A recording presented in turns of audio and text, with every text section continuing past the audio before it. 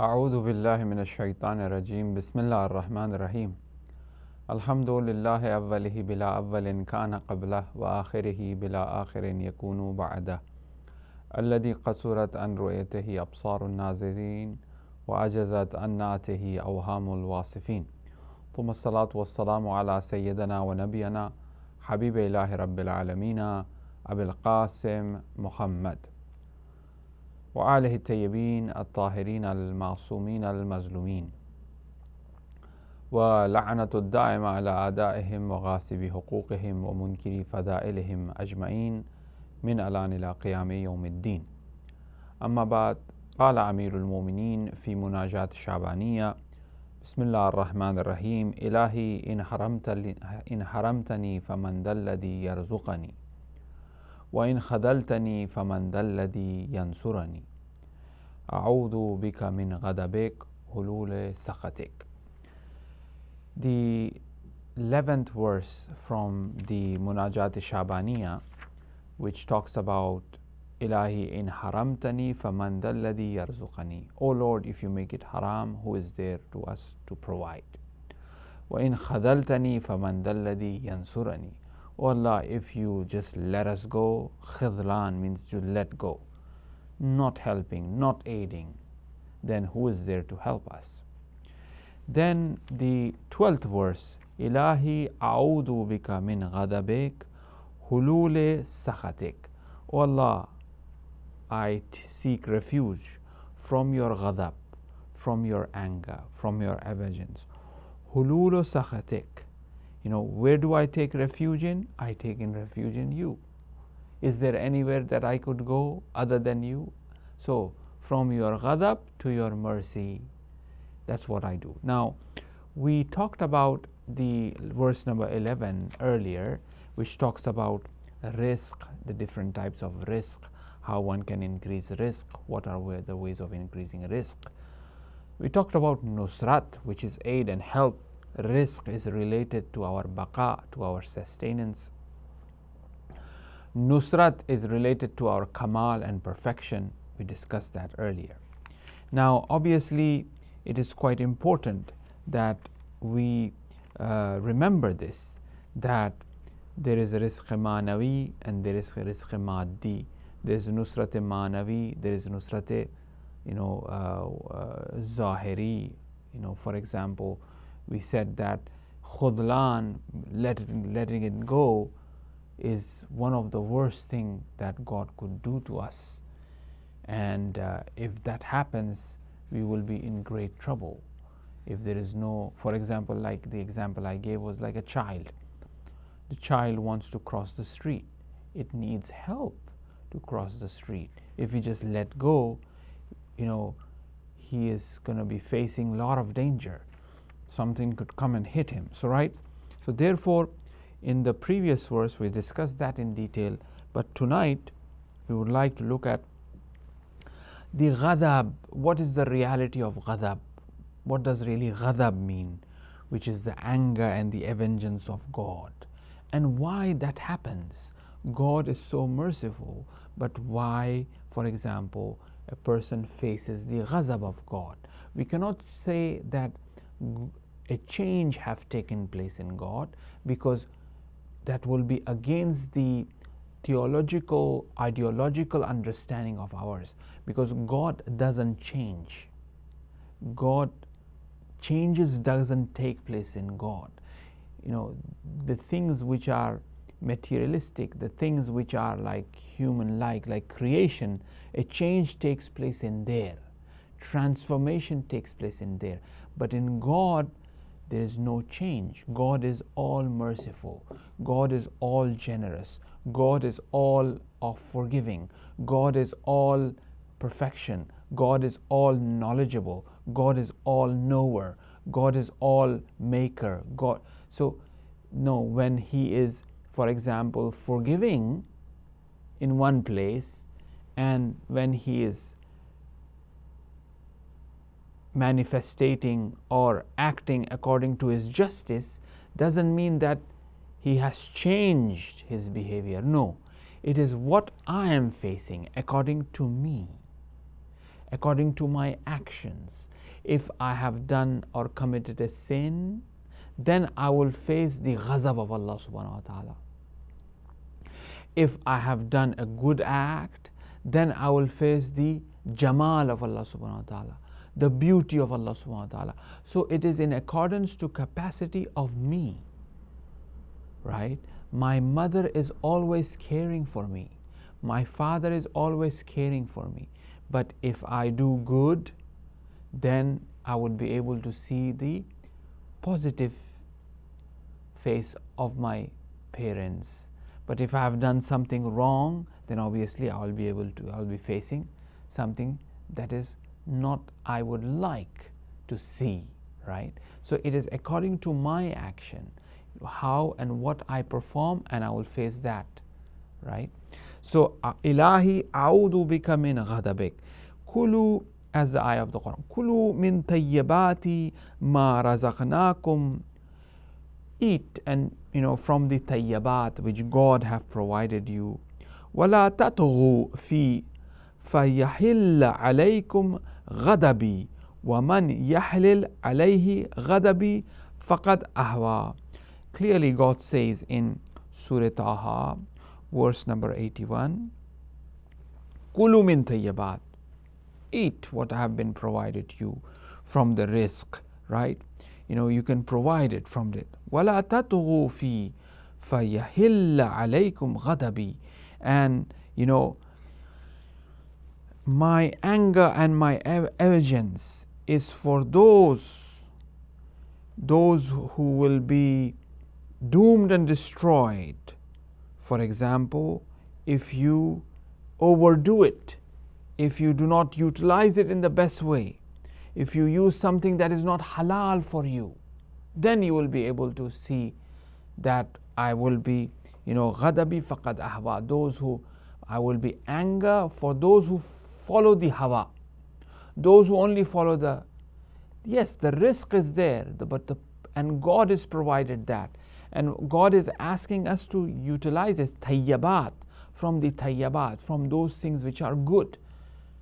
But there are also those things which are bad, and God have asked us not to utilize them, not to use them. So those who go towards that by following their hawa, then my ghadab is for them, right? Now there are different levels of ghazab.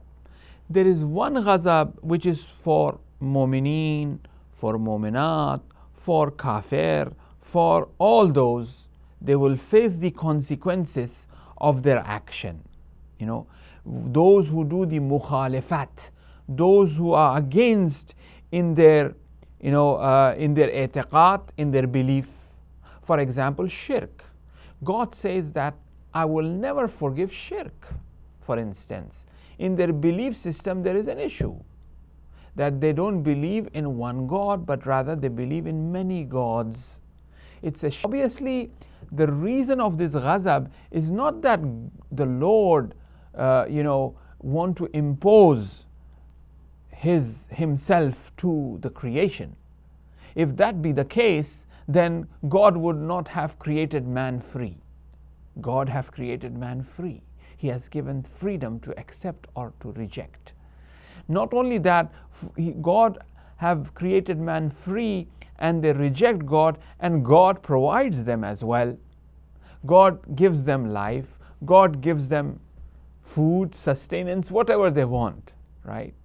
The point is that God have given us the aql and intellect by which we should come to the understanding of Tawheed, by which we should come to the understanding of God and the nature of God. And if I'm not utilizing what I have been given, then obviously one is disappointed that even after given all that, in return a person is a mushrik, a person doesn't believe, a person doesn't practice. So you have mukhalafat i'tiqadi, where a person is against in terms of the i'tiqad, right? Then you have mukhalafat amali, in terms of the action. He might have the i'tiqad that my Lord is the provider, but when it comes to action, obviously he is falling short. Then if that happens, then he will be faced with different types of ghazab of Allah subhanahu wa ta'ala. And as a matter of fact, every mukhalifat, every action that is against God, it tend to have a different reaction or a course of action from God. That's why there's a categories of sin. When a person commit this type of sin, siqat raham, he cuts the relationship, for example, he will face this type of consequences, this type of ghazab. If a person backbites, he will face this type of consequences, because there are different consequences of every sin. Inshallah, if there be a we had done this in the past in the month of Ramadan, when we are looking at the nature of sin and what unfolds a sin. If I committed a sin, what type of thing that it will be unfolded, from this sin that I have committed. We looked into that. Every sin tend to have that. Therefore, the sin have a consequences. Now, this is the ghazab of Allah subhanahu wa ta'ala. Now, you have mukhalafat i'tiqadi, which is for everybody, mu'min, kafir, amali the same way, right? Then sometimes the ghazab is not just on the i'tiqadi or amali level. Even the person is practicing and the person is very good as well, but it could be on the level of ghaflat, negligence. A person neglects God, right? He neglects. He is the Prophet, and he calls the azab of Allah subhanahu wa ta'ala to this qawm, and then he is thrown in the belly of the noon. وَظَنُّونَ إِذْ ذَهَبَ مُغَاضِبًا فَظَنَّ أَنَّ نَقْدَرَ عَلَيْكَ فَنَادَى فِي الظُّلُمَاتِ أَنْ لَا إِلَهَ إِلَّا أَنْتَ إِنِّي كُنْتُ مِنَ الظَّالِمِينَ فَاسْتَجَبْنَا لَهُ وَنَجَّيْنَاهُ مِنَ الْغَمِّ كَذَلِكَ نُنْجِي الْمُؤْمِنِينَ. Right? وَظَنُّونَ, in the belly of the whale, Yunus calls. Fanada, so he does the nida. Fi dhulumat, in the darkness. Right? La ilaha illa ant, subhanaka inni kuntu min ad-dhalimin. There is no Lord but you. You are the sublime, and I am the one who have done zulm. Kadhalika nunjil mu'minin, and nijat, and the mu'minin will be saved. So, what happened to Hazrat Yunus? Was he proper? Was he had an issue with the i'tiqad, in the belief of tawheed, na'uzubillah? No. Had an issue with an amal and his action? Has he done any sin? Na'uzubillah, because all prophets are masoom. Our belief is all anbiya and the imams, they are immaculate, they are masoom, right? They never commit a sin. They do tark-e awla, right? But they never. Then, what really happened?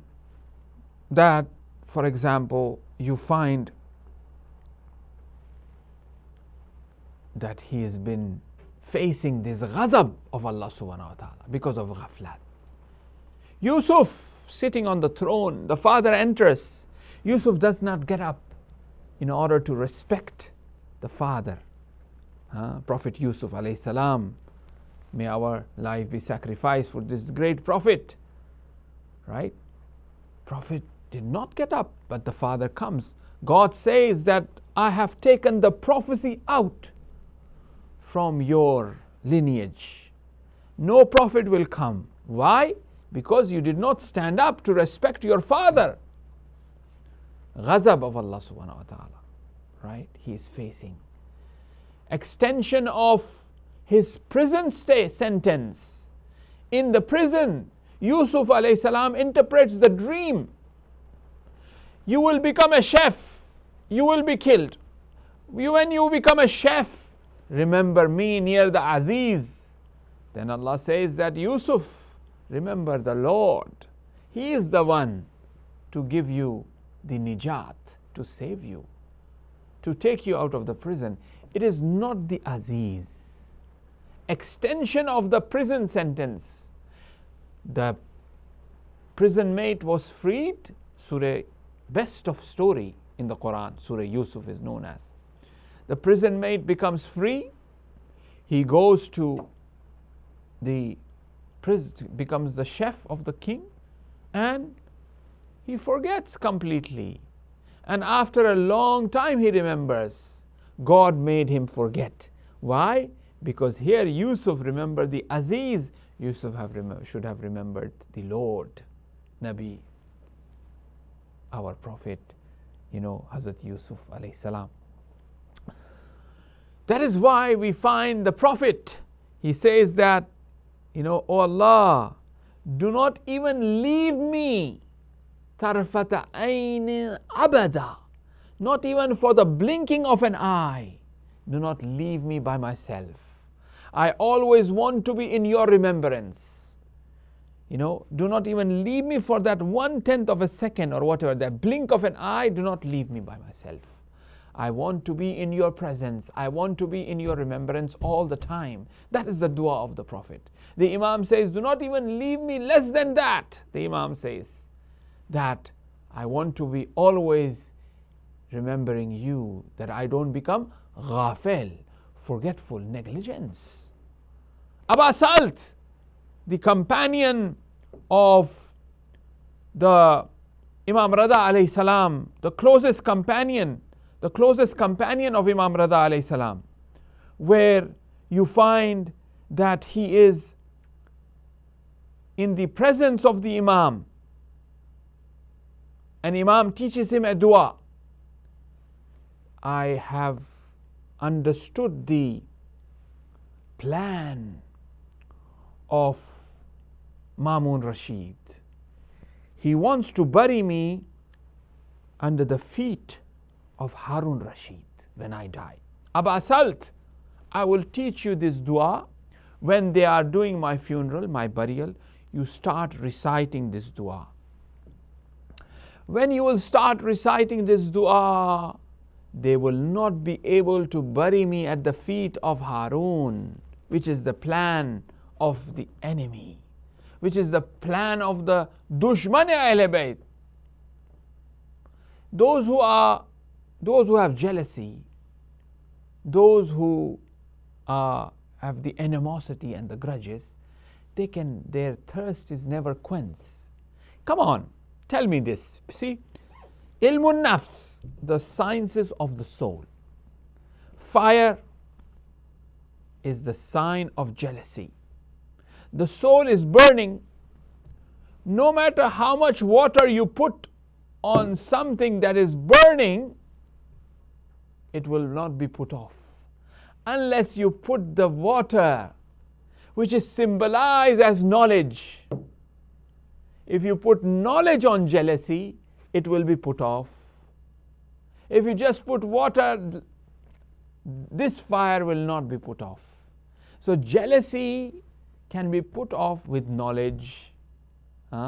If you see a dream, you are drinking water or you're swimming in the ocean, knowledge will increase to you, right? So knowledge is symbolized as water. Jealousy is symbolized as fire. Unless or until knowledge comes about to a jealous person, then only his jealousy will be eradicated, will disappear. I am jealous of Maulana X. Why? Because in Maulana X, you have 30,000 people coming. I am also giving majlis. I am also giving a program or a talk. There are only 10 people coming. As soon as I finish my speech, Maulana X goes to the mimbar. Oh, everybody comes there. Masalan, for example, right? I become jealous, right? Or other issues, for example, this person drives that car, this person have that house, this person's children are like this, my children are like this. So there's jealousy there. Now, how will I put this jealousy off?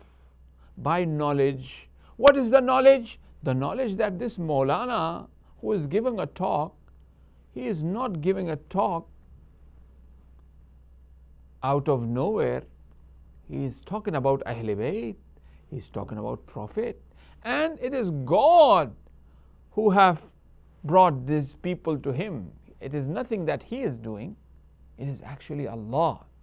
So I should say to Allah, oh Allah, make people attend my majlis as well, if I am out after the crowd, for example. But if I am after the reward, if I am thinking about the hereafter, I will never be jealous, for instance, right? It's qubul dike, Allah is watching. It's niyat. Doesn't really matter. Right? So therefore, knowledge puts off that. So now here's the enemies of Ahl Bayt, animosity and grudges, right? They have this, how come the Imams, they have this great maqam and this knowledge and that knowledge? Because they don't understand, they don't have the knowledge, right? If knowledge comes to them, they will surrender. That, like that magician, who had that knowledge of magic, of doing, tricks, right? Magic, and then he sees Imam Sadiq alayhi salam more powerful. He just surrenders. Like those magicians of Pharaoh, when they saw the Asai Musa turn into a python, he said, no, this is not magic. This is beyond. They were knowledgeable, so they surrendered to Musa alayhi salam. But Pharaoh, he did not. Right? He had lack of knowledge and understanding. Mamun Rashid wants to bury Imam Raza at the feet of Harun Rashid. Aba Asal, the companion of Imam Raza, was taught a dua that you should recite this dua. He started reciting. There was a big rock. They couldn't bury Imam Raza at the feet of Harun. He have to bury on the side of the head of Harun, where Harun comes at the feet of Imam Raza alayhi salam. Aba Salt was taken in prison, was called by Mamun Rashid. I saw you that you were reciting something while the funeral was going on. What was that dua that you were reciting? Abba Sal says, I don't remember. Mamun says, you don't remember? I will show you how you will remember. He puts him in prison. Yes, he was not lying, because it was given by Imam and it was taken away by Imam. It's the ikhtiyar of Imam. Imam can teach me something for the temporary period, I practice that, and Imam can take it away. It's the qudra, it is the power, it's been given. That dua has been taught and given, right? For a particular reason, for a particular time period, and then it could be taken back. So Abba Salt forgot, literally forgot, seriously, genuinely forgot. But he was put in prison. Now he's in prison for months and months, suffering. And then all of a sudden he remembers, hey, I should call Imam Jawad alayhi salam, who is my Imam, for help. As soon as he intends and seeks aid from the Imam appeared in the prison. And then Imam Salt saw Imam Jawad alayhi salam there. He says, Imam, you forgot us. Imam said, Abba Salt, you forgot me. First time you are remembering now in this prison sentence. If you have remembered me first night, I would have come and helped you. So ghaflat, negligence, forgetfulness could happen. It could happen to the Prophet like Yunus. It could happen to the companion like Abba Salt, who was always with the Imam as well, right? So when a person becomes neglectful, ghafil, negligence happen, he becomes forgetful, then the ghazab of Allah subhanahu wa ta'ala will be there. So now negligence could happen, whether that be Abba Salt or Hazrat Yunus alayhi salam. That's why the Prophet and the Imams were always in this state. When they ask Imam Hussain, how did you wake up? He said, my Lord in the front, the hellfire in the back, remembering God all the time, right? Remembering God all the time. And that's why in the du'as they cry to Allah subhanahu wa ta'ala. Not that they have committed a sin, na'uzubillah, because we don't know. Right? It says, فَكَيْفَ احْتِمَالِ لِبَلَاءِ الْآخِرَةِ لِأَنَّهُ لَا يَكُونُ إِلَّا عَنْ غَضَبِكَ وَإِنْتِقَامِكَ وَسَخَطِكَ. Right? In Dua Kumail we recite, right? وَهَبْنِي صَبَرْتُ عَلَى حَرِّ نَارِكَ فَكَيْفَ أَصْبِرُ عَنِ النَّظَرِ إِلَى كَرَامَتِكَ. So we have to always remember the karamat, the honor, the kindness, the mercy of Allah subhanahu wa ta'ala, and revoke that all the time. That, oh Allah, I have done nothing. I have done very little. What I have provided, no matter how much I have done, is very little. So I seek refuge and I revoke and I remind your mercy, my Lord. Really, you ask yourself what you are doing. Is it really enough? We always think with the glasses of ibadat, how many prayers I am praying, how many fasts I am fasting, how many donations I am doing. But there are very little things that sometimes we don't forget. Even using the telephone, for example, how much of this could be detrimental to the environment, to the nature, which is the amanat of God given to you and I. Yes, overall everybody is affecting and dumping and usurping the nature, but how much I am contributing towards that? That needs to be one needs to think about that as well. Every little thing, my comment, my understanding of certain things, me being judgmental about other people, it's very wrong. I'm thinking that they are wrong and I am right. That is wrong. I'm judging that person, right? Not being judgmental, trying to calculate. That is why the Imam says, when it comes to mu'mineen, give 70 reasons before judging. But we make this judgment so quickly. One have to be very soft-hearted. The Imam's hearts were very soft and big. They had a lot of space. It provided a lot of freedom to the followers, to the lovers, to everybody. That is why even the enemy starts to shake, right, when they look at their Imam, when they are in the presence of the Imam. Because humongous heart, the awe which they had is because of that love. They used to melt out of love. But here I am trying to point out every little thing. How will the love come about if I am trying to criticize every little thing? Now, yes, I might be doing this criticism for good, but what is the reaction of this? Is this really helping or is it really destroying? Amar bil Maruf is not just that I come and speak. Amar bil Maruf is only when there is ta'asir and effect, and trying to see what is the best way of doing Amar bil Maruf. That is ahmaq. A person is fool if he just comes and does Amar bil Maruf just because it's Amar bil Maruf. Nah, one have to really calculate. Learn the methodology of Amar bil Maruf. Right? Something that you don't like, something that is not perhaps halal and jais, one really have to engage in a beautiful, in a loving way. Look at the way of Isa alayhi salam. Look at the way of our Nabi, our Prophet, and the Imams. Loads of examples are there I don't want to get into, but the reason this thing came up is because that, just look at ourselves. I calculate my namaz, my prayers, my hijab, and my knowledge and understanding But what about others, about other things such as my speech, my behavior? The Prophet of Rasulullah, Prophet ran in order to help him in the funeral, bathed him, shrouded him, prayed namaz mayyat on him, buried him. Everybody said, MashaAllah. But Prophet said, be quiet. What MashaAllah? Huh?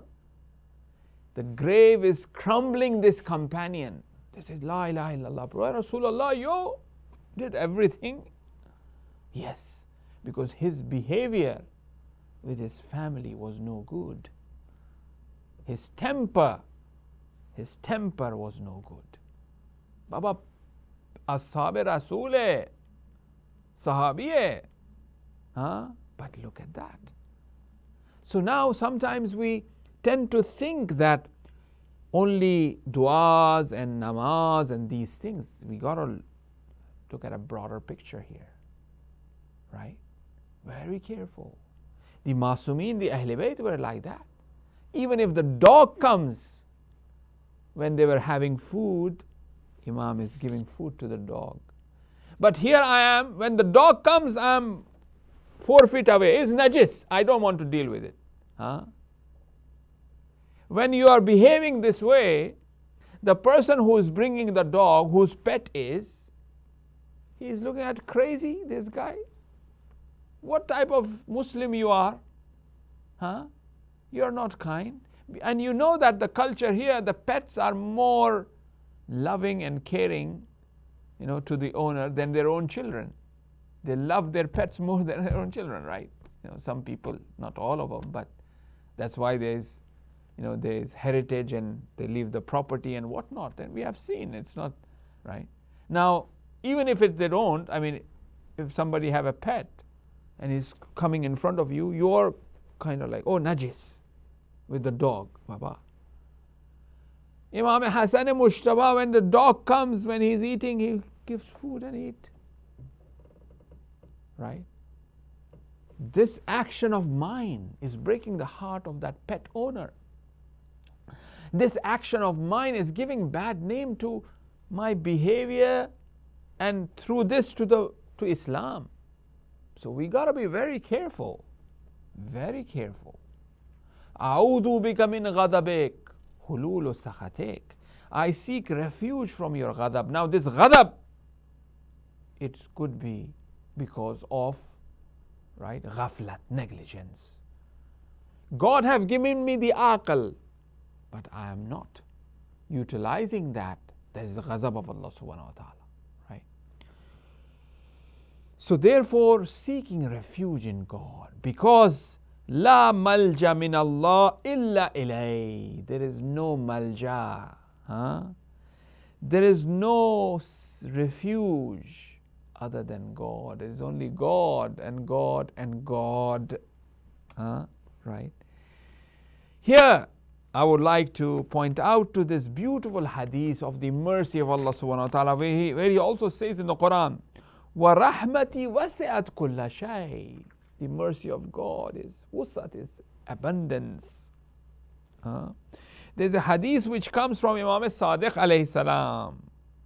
And the author, my mentor, my teacher, Ayatollah Tahriri, Hafazahullah, in the sharh of the book of Najwahay Arifane, which is the book I am following, I have adapted my talk from there, brings this hadith, and I will read this hadith in Farsi translation and we'll end up in our discussion. Imam Sadiq alayhi salam mentions this.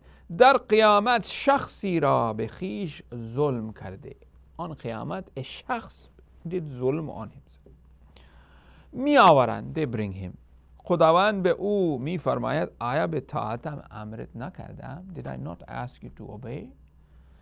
Then he replies, Az masiyat nahiyat na kardam. Did I not ask you to not to do masiyat? God is speaking to this man who's been brought. Arz mi kunad bale parvardigar. Wali shahwatam bar man ghalabe kard. Yes, parvardigar. You told, but the shahwat overpowered me. I become shahwati. and then I basically. پس امر به عذاب من به جهت گناهم می باشد. Indeed, my Lord, the command is the azab. Indeed, azab to me because I have committed a sin. تو به من ظلم نکردی. And oh Lord, you haven't done ظلم. سپس به خداوند عرض می کند گمانم به تو این گونه نبود. I never thought of you, my Lord, that azab is for me. Pas amr, the Lord said ghazab and azab for you because you have committed a sin. Right? Then he replied that I never thought that I will face this type of Lord. Then God says that gumanet chegune bud. Then what was your guman? Arz kad gumanam be to nikutarin guman bud. My guman, my understanding of yours was very beautiful, very kind, very nice. Pas khudawand او را به بهش میبرد. God will take him to بهش. به تحقیق گمان نیکوت تو نسبت به من الان به سود تو واقع شد. Because this good positive thought of you in regards to me brought his color, that it saved you, right? The hope have to be in our Lord. He is the forgiving. But this does not become the reason of me to really trespass. I not to face sort of, the ghazab of Allah subhanahu wa ta'ala, right? One have to be God wary and God conscious as well. Because Agha Bahjat, marhum, rahmatullah alayh, he says that yes, a person might take one step towards the sin. He might commit that sin. But the second step, where it will take him, Khuda midune, only God knows where the second step would be. May Allah subhanahu wa ta'ala forgive us, and may Allah subhanahu wa ta'ala, forgive our marhumin and all those who have right over us. And may Allah subhanahu wa ta'ala open our heart to be kind, to be caring, to be accommodating, to be there for everyone, and make our heart full of love of God. If my heart is full of love of God, then it will be full of love to the creation of God as well, right? So therefore it's important that we do tawajjuh to these things. A'udhu bika min ghadabik hulul sakhatik. It's proper tawheed. There is la malja siwa. There is no Lord but Lord. So we seek refuge from his ghadab of Allah subhanahu wa ta'ala, and we enter to the mercy of God, inshallah. Next week we will be looking at the further discussions of verse number 13, inshallah. I hope you brothers and sisters join us, which is Ilahi in kuntu ghayra mustahlin li rahmatik. I will just translate. If I am the one who does not have the ahl, I don't have the capacity, I don't really deserve the rahmat of yours. Fa anta ahl, but you are, someone who is ahl. You are someone who is, have the, is like, have that sort of honor and reality and kindness. Anta juda alayya bifadli sa'atik, and you do forgive by the fadl, which is wasi, which is huge. We'll look at the different types. What does really jood means? What does really mercy means? What does really ahl really mean? Inshallah. Ghafarallahu lana wa lakum wa salamun alaykum wa rahmatullahi wa barakatuh.